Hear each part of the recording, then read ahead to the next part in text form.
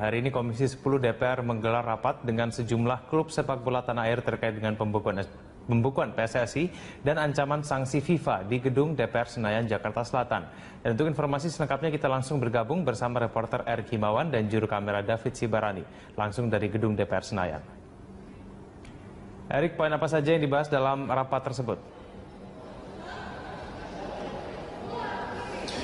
Ya, Egan, memang ada beberapa hal yang dibahas antara pertemuan pimpinan DPR, yaitu Wakil Ketua DPR Fahri Hamzah dan Ketua Komisi 10 yaitu Teguh Rifki Harsya dengan Persipura, dan mereka menganggap bahwa pembekuan dari PSSI oleh pihak Menpora ataupun Imam Nahrawi itu dianggap terlalu berlebihan, dan ini akibat pembekuan ini banyak sekali dampak yang terjadi saat PSI saat ini dibekukan. Ya, sementara itu Egan dan pemirsa, bahwa untuk Komisi 10 sendiri sudah melakukan rapat beberapa kali terkait pembekuan PSSI ini. Ya, memang salah satunya itu terjadi pada Selasa kemarin, tanggal 26 Mei 2015. Ya, memang hasil dari rapat Komisi 10 itu bahwa mendesak Menpora untuk mencabut SK tentang pembekuan dari PSSI. Ya, sementara itu pemirsa, tadi juga hadir dari perwakilan Persipura, dan mereka menganggap bahwa pembekuan ini sangat merugikan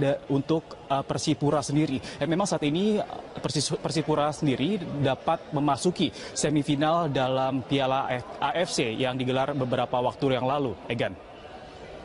Ya, Erik, lalu kemudian rekomendasi apa yang disampaikan dari pimpinan Komisi 10 dalam rapat tersebut? Ya, memang tadi ada beberapa rekomendasi dari Ketua Komisi 10, yaitu Teguh Rifki Harsya. Mereka mengemukakan bahwa Menpora ataupun Imam Nahrawi harus segera mencabut dari SK pembekuan PSSI. Memang ini salah satunya berdampak besar dari pemain sepak bola di seluruh Indonesia, dan ini juga berdampak terhadap image dari sepak bola di Indonesia sendiri terhadap perhimpunan sepak bola, yaitu FIFA. Ya, sementara itu dampak lainnya adalah saat ini concern dari Wakil Ketua DPR Fahri Hamzah, bahwa mereka menyebutkan bahwa ini adalah sangat concern. Kemarin juga Presiden Joko Widodo juga menyinggung kasus ini di Facebooknya, bahwa Presiden Joko Widodo menganggap bahwa Menpora Imam Nahrawi harus terus melanjutkan dari pembekuan PSSI ini. Namun hal ini dituding sebagai dalang terhadap pembekuan PSSI saat ini, ya, dari Komisi 10 sendiri, dan Wakil Ketua DPR harus segera mencairkan ataupun mentarik SK dari pembekuan PSSI karena merugikan banyak pihak. Egan.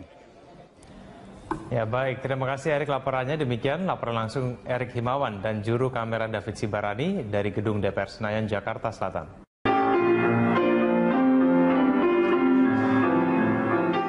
Bersama Lunch Talk, pemirsa, kami mengajak Anda untuk memberikan komentar lewat Twitter di @jurnalsiang atau SMS ke 081183355551.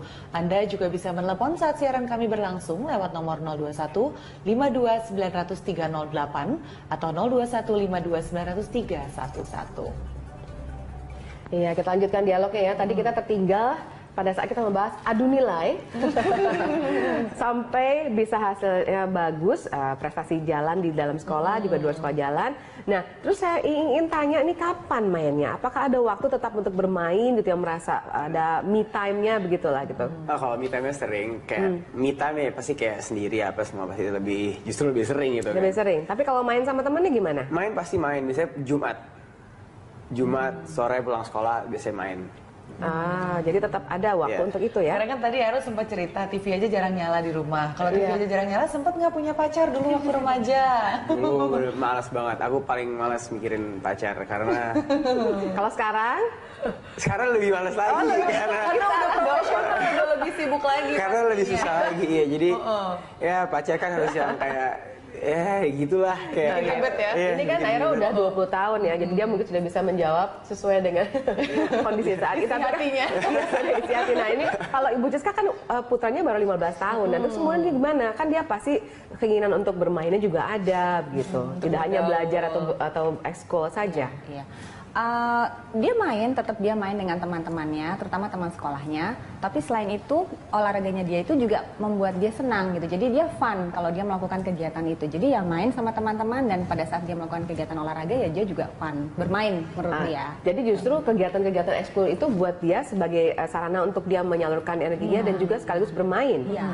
Berpengaruh positif nggak sih bahwa Christopher ini juga tergabung dalam berbagai komunitas yang dipersatukan dengan kesamaan hobi sports tersebut seperti itu? Iya, jadi dia banyak belajar dari teman-teman yang satu komunitas ya. Kalau dalam golf kan dia ikut junior golf gitu. Jadi dia ya berbagi pengalaman dengan teman-temannya yang sudah lebih memiliki istilahnya apa ya, jam terbang lebih tinggi di lapangan gitu. Ini kan kita udah dengarnya Bu Ciska ini sangat suportif, sangat mengetahui apa yang menjadi kesukaan dan yang ditekuni oleh putranya. Tapi ngomong-ngomong seperti itu soal ya. kesukaan, apa Ibu dari awal sudah tahu dia itu sukanya golf, sukanya musik? Apa Ibu kemudian konsultasi lah gitu dengan seorang psikolog untuk menentukan sebenarnya bakat dan minatnya anak ini di mana? Justru untuk mengetahui minat dan bakat setelah dia besar. Setelah dia SMP baru kita melakukan tes. Tapi pada saat kecil saya awalnya itu membiarkan dia untuk mengikuti segala jenis kegiatan karena memang belum tahu kan arahnya kemana. Tapi salah satu cara saya juga sebenarnya untuk menyalurkan energi dia yang berlebih, karena Christo waktu kecil itu sangat gesit ya, bukan hiperaktif sih tapi aktif sekali gitu. Jadi dia tidak bisa diam gitu ya. Jadi kalau di kelas itu memang paling heboh. Nah, salah satu caranya menurut psikolog harus coba disalurkan energinya itu apa saja yang dia suka gitu. Jadi olahraga tenis, bola, berenang, dan lain Biarkan dia memilih sendiri. Iya, sampai akhirnya pada saat dia sudah besar dia tahu bahwa oke, saya mungkin lebih cocok maunya yang ini gitu ya. Gitu. Kalau Aero dulu bisa akhirnya suka sama jet ski apa karena memang sudah dari kecil ya di settingnya seperti itu sama orang tua? Enggak, pas kecil dikasih papa ngasih jet ski, terus go-kart, motocross sama ATV. Sempat ada beberapa pilihan Iya, ya. itu untuk yang mesin. Terus kalau yang olahraga yang nggak ada mesinnya paling main bola, basket, terus paling dulu taekwondo. Sekarang dan satu. Kenapa Aero tapi nyantolnya tuh di jet ski? Paling challengingnya paling beda. Bener challenge-nya tuh bener-bener yang jet ski nggak ada remnya soalnya. Jet ski nggak ada rem, terus ombaknya kan setiap detik ganti-ganti ya kan. Jadi mungkin belokannya bisa sama tempatnya, temen cara kita belok setiap lap beda. Atau mungkin kalau ada orang di depannya kita harus nguber lagi, itu lebih cepet thinkingnya daripada, jadi thinking skillnya tuh bisa lebih cepet daripada kayak mungkin mobil kan lebih kayak ngafalin track dan harus benar-benar precision banget untuk kita ngafalnya. Kalau jet ski mungkin nggak harus precise banget, tapi kita harus bisa calculate yang precise untuk the next couple of seconds-nya. Oke, jadi intinya sebenarnya menjadi atlet itu tidak hanya lebih ke fisik ya, tapi ternyata juga dibutuhkan kemampuan untuk berpikir yang baik. Makanya tetap harus jalan dua-duanya ya, ke ekskul juga, sekolah tetap nomor satu. Nah, kita sapa saja penelpon kita yang sudah bergabung, yaitu Pak Gusman Syah di Riau. Silakan Pak, apakah ada tanggapan terhadap anak-anak remaja yang punya segudang prestasi di luar sekolahnya ini? Halo, selamat siang. Ya, selamat siang Pak Gusman Syah, silakan. Nah, begini Bu, kita berharap pada pemerintah ini agar anak-anak berprestasi itu berilah dukungan.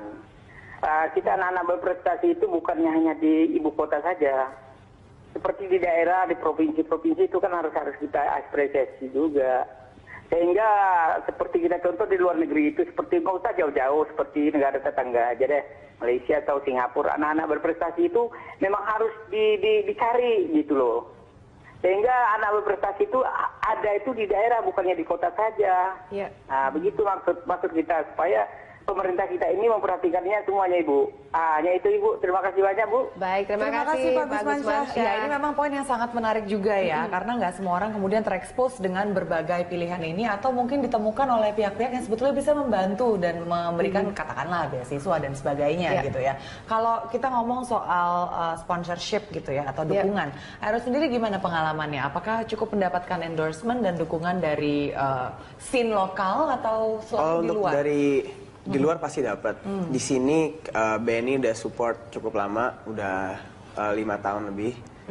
Terus dari ya kayak Yamaha itu kan aku emang dari sana Tapi juga. kalau dari pemerintahnya sendiri, tadi kan juga dibilang kan dukungan dari pemerintah, kata Pak Gusman. Pernah nggak ada Pernah nggak apresiasi ada seperti itu? Pemerintah itu dukung kalau emang lagi ada namanya multi-event. Multi-event tuh kayak misal kita ngomong Asian Games atau SEA Games. Kalau jet ski ada di Asian Beach Games. Itu mereka dukung untuk kasih financial apa segala macam. Untuk ikut kompetisinya. Iya, karena itu kan kita pergi secara kontingen, satu kontingen pergi di bawah Indonesia semua. Jadi ya bukan single event yang tapi kalau kayak- Tapi luar itu kalau itu- memang ada cabang olahraganya. Kalau Ya, ada tapi cabang kalau hanya olahraganya. untuk Kalau di kompetisi luar jet ski itu kejuaraan dunia, lebih banyak belum. pribadi atau Semua pribadi. Oke ya, untungnya memang bisa didukung oleh pribadi, bahkan pun ada sponsor-sponsor dari perusahaan-perusahaan ya. Nah kalau misalnya Bu Siska melihatnya bagaimana, tadi kan katanya Pak Gusman Syah menelpon kita, dia mengatakan bahwa itu mungkin hanya orang-orang yang di Jakarta misalnya. Nah kalau di daerah menurut Ibu akan sama tidak, sebenarnya lebih kepada orang tua tadi kembali perannya? Karena kan menurut saya begini, karena saya taunya untuk golf ya, itu kan kalau ada turnamen gitu kan biasanya banyak anak daerah juga datang ke Jakarta gitu. Jadi bukan hanya anak-anak dari Jakarta. Jadi orang tua juga sangat berperan untuk mencari informasi. Karena belum tentu anak ini kan tahu ya kapan ada jadwal turnamen, kapan ada event. Jadi orang tua yang harus lebih mengencourage dan lebih mencari informasi sebenarnya kalau memang mau mensupport dan mengembangkan anaknya.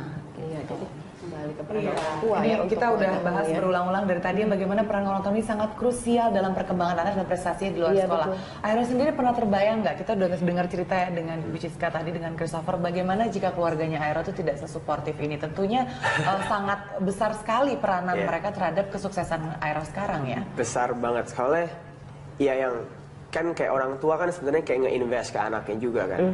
Tapi itu juga it depends on the kid mau apa enggak.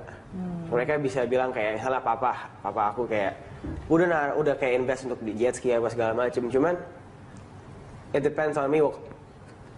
Kayak laki aja kayak aku emang pengen, cuman kalau ada misalnya anak yang nggak suka, terus anaknya nggak bisa ngomong ke orang tuanya, jadi kayak Terpaksa ya. terpaksa kan juga nggak bisa jadi bagus juga kan jadinya. Jadi komunikasi menjadi penting ya. Kalau Iya. tadi Bu Siska juga bilang dia membiarkan Christopher mencoba satu-satu dulu semuanya sampai capek baru tahu sukanya golf gitu. Supaya dia nggak penasaran gitu kan. Kita nggak boleh membatasi kan, walaupun mungkin saya melihat mungkin gitu, oh mungkin anak ini nggak bakat di sini, tapi saya nggak pernah mengatakan itu kepada dia. Jadi nggak mematahkan semangat, supaya dia merasa dulu, baru abis itu oke, berarti saya kurang di sini, kurang di sini. Kita boleh kasih tahu, tapi jangan sampai mematahkan semangat anak itu. Ini ngomong-ngomong soal keluarga nih ya, Aira ini juga punya adik yang juga bergelut di bidang yang sama dan juga berprestasi. Namanya Aksa, 3 tahun lebih muda ya. Ini gimana nih kalau di rumah? Terjadi persaingan dong pasti ya? Iya. Ada cerita lucu nggak? kita berdua benar-benar kompetitif banget dari pokoknya untuk olahraga kita benar-benar gila kompetitifnya, yang di jet ski pun juga begitu, kita bisa yang finish 1-2 yang kayak sekarang ini 2015 di seri 1 US National Tour-nya juga Aksa lagi leading, aku yang kedua malahan. Jadi ya kita benar-benar terus kalau latihan di gym apa semua dia nggak mau kalah ngangkat bebannya, maunya sama beratnya atau nggak lebih berat. Jadi ya nggak apa-apa. Gimana Maksudnya, rasanya kesusul adik yang lebih kecil? no it's good. Jadi aku juga harus Terpacu ya? motivate myself untuk lebih bagus lagi daripada Kita sebelumnya. kalau melihat perkembangan Aira dan adiknya itu mereka kan sangat disupport oleh keluarga. Kemudian juga tadi nggak sedikit nilai ekonominya ya, maksudnya dibutuhkan biaya yang besar untuk bisa mendukung supaya bisa berprestasi seperti ini.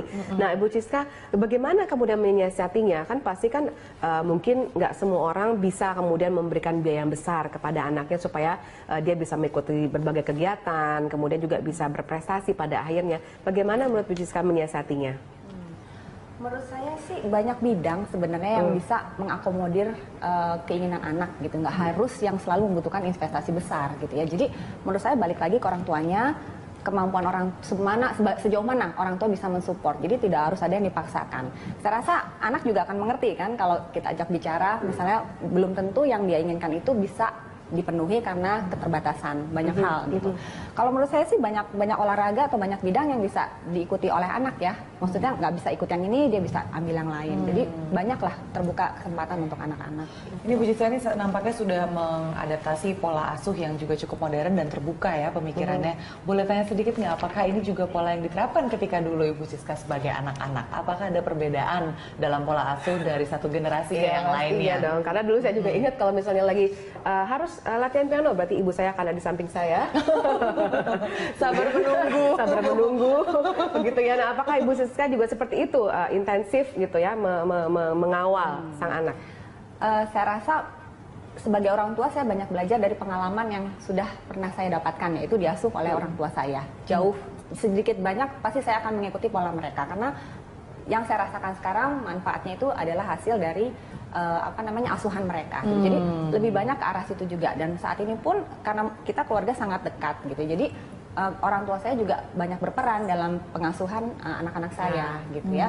Dan tapi menurut saya sih pola yang dulu dan sekarang itu tidak terlalu banyak berbeda. Hanya saja mungkin saat ini kan pendidikan modern ya lebih banyak mempengaruhi kehidupan sekarang. Yang dulu mungkin tidak tahu istilah ilmiahnya, tapi sekarang sudah ada istilah ilmiahnya, jadi bisa lebih didetailkan lagi untuk pengasuhan anak-anak. Jadi pilihannya lebih banyak juga mungkin ya. Kakek nenek juga berperan ya. Nah mungkin juga lebih banyak juga distraction ya, karena dulu nggak ada game gitu kan, nggak ada TV gitu kan. Dulu harus main di luar. Kita main yang tradisional ya lebih banyak ya. Iya, jadi sebenarnya tidak harus mengeluarkan biaya yang besar gitu ya untuk bisa tetap menyalurkan energi dan bakatnya anak ya. Cuma kembali harus pintar-pintar melihat si anak itu sendiri. Nah, menurut Ibu, apakah kemudian setiap orang harus ke psikolog seperti yang Ibu lakukan, atau sebenarnya bisa dilakukan secara alami? Tergantung kebutuhan, ya tergantung kebutuhan. Kalau kita bisa mengatasi masalah atau anaknya tidak ada problem, mungkin tidak perlu. Tapi kebetulan kalau saya punya pengalaman, anak saya ini anak pertama, jadi pertama kali punya anak. Anak saya agak berbeda dengan anak lain. Jadi waktu kecil itu dia sangat aktif dan tidak bisa diam, yang terlihat sangat berbeda dengan teman sekelasnya.